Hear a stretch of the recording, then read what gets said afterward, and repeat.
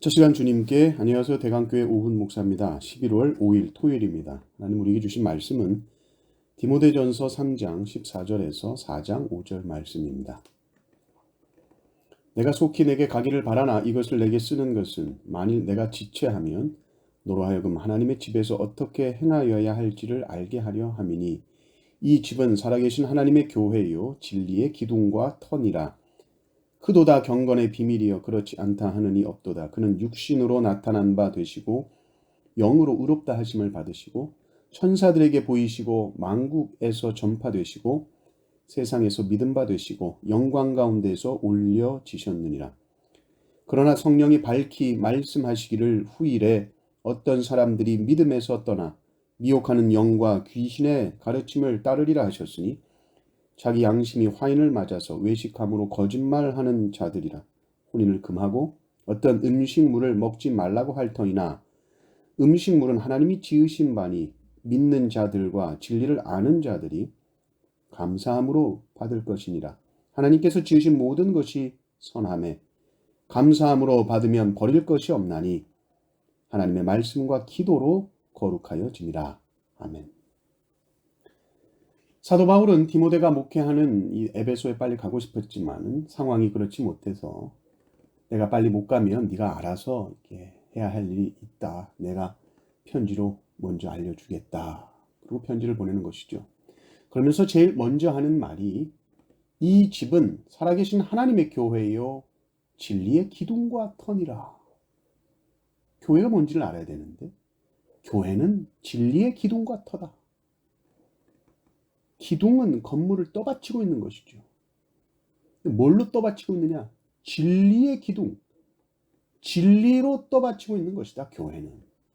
세상은 온갖 거짓으로 가득 차고 관영에 가도 교회는 진리를 굳게 세워가야 한다. 그리고 또 터다라고 하는 이 터는 기반이요, 토대요, 보루라는 뜻입니다. 다 진리가 무너져도 교회는 진리에 흔들리지 않는 기반, 토대가 되고 마지막 보루가 이 진리의 보루가 교회라는 것입니다. 그리고 이 교회가 세워가는 이 진리 중에 가장 영광스러운 진리가 바로 이 그리스도 예수에 대한 진리입니다. 16절을 보십시오. 크도다 경건의 비밀이요 그렇지 않다 하느니 없도다.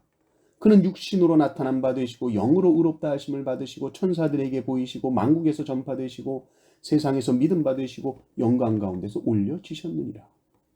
그리스도의 진리 가운데서 가장 이 보석같이 빛나는 진리 가운데 하나가 또 성육신이죠.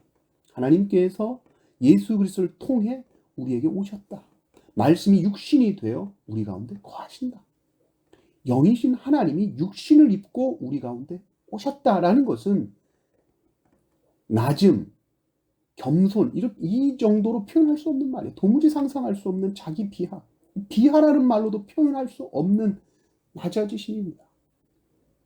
그러나 영으로 의롭다 하심을 또한 받으시죠.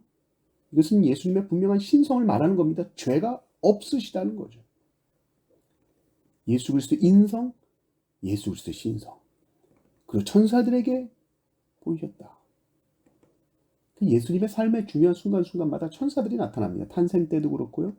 사탄에게 시험 받으신 그 후에도 천사가 나타나죠. 부활하실 때도 승천하실 때도 구원 역사의 중요한 사건마다 천사가 등장합니다. 또 만국에 전파되셨다. 그렇죠. 예루살렘뿐만이 아니라 유대를 넘어 사마리아 땅끝까지 모든 족속으로 제자를 삼으라 명령하셨죠. 주님은 온 세상에 구주로 오셨다. 그래서 세상에서 믿음 받으셨다. 예수님이야말로 온 인류를 위한 구원자다. 이렇게 믿음 받으셨다. 우리에게 이 믿음을 허락해 주셨다. 그리고 영광 가운데 올리우셨다. 승천하셨다. 이제 그리스도는 하늘 보좌 우편 하나님의 영광 가운데 계신다 하는 것이죠. 그래서 이 예수 그리스도에 대한 이 중요한 성육신으로부터 시작해서 이 승천에 이르기까지 이 그리스도에 대한 진리가 가장 중요합니다. 그래서 사도신경을 보면 삼위 하나님의 사역이 성부 하나님, 성자 예수님, 성령님, 성령 하나님 순으로 나와 있는데 가장 많은 부분이 뭡니까? 예수 그리스도에 대한 부분이죠. 이 진리를 교회는 굳게 붙들어야 되고 이 예수 그리스도에 대한 진리가 흔들림으로 초대교회 이단들이 침투를 많이 한 것이죠. 이 초대교회 때부터 이 진리를 흔드는 사탄의 역사가 있었어요. 사탄은요, 겉으로는요, 아주 경건하게 들어옵니다. 아주 거룩한 모습으로 들어옵니다. 그러나 이것이 진리를 붙드는 것이 아니라 거짓을 붙드는 것이요. 그리스도의 십자가를 붙들고 십자가를 드러내도록 하는 것이 아니라 인간의 행위를 자꾸 드러내려고 하는 것이 이 거짓 교사들입니다. 4장 1절에서 3절을 보면 이 거짓 교사들이 참된 진리의 믿음에서 떠나게 하는데 이들이 어떻게 외식함으로 거짓말을 합니까? 3절을 보십시오. 혼인을 금하고 어떤 음식물은 먹지 말라고 할 터이나 이럽니다. 금욕주의를 말해요. 헬라 철학의 영향을 받아서 육체는 더러운 것이다. 부부의 성생활 더러운 것이다. 그래서 혼인을 금하는 것이다.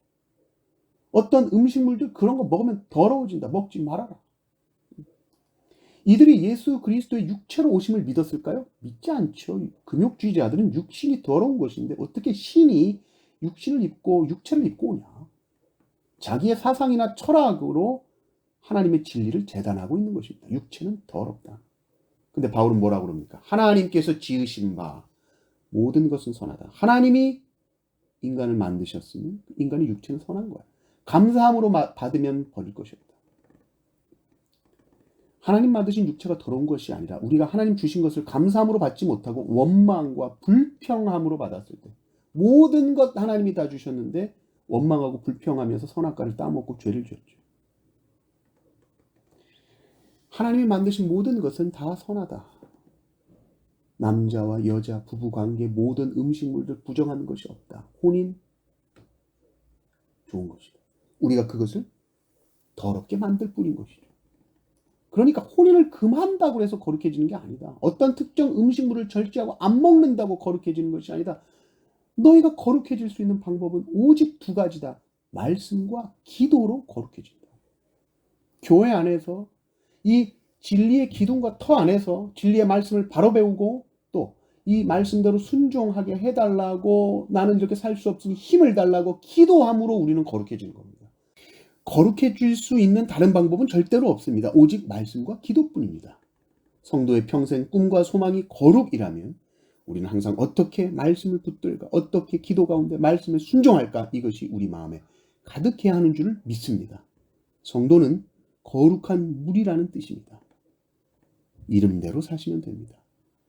우리 교회가 진리의 기둥과 터로서 부끄럽지 않도록 항상 말씀과 기도로 거룩해지는 성도님들 되시기를 주님의 이름으로 축원합니다. 아멘.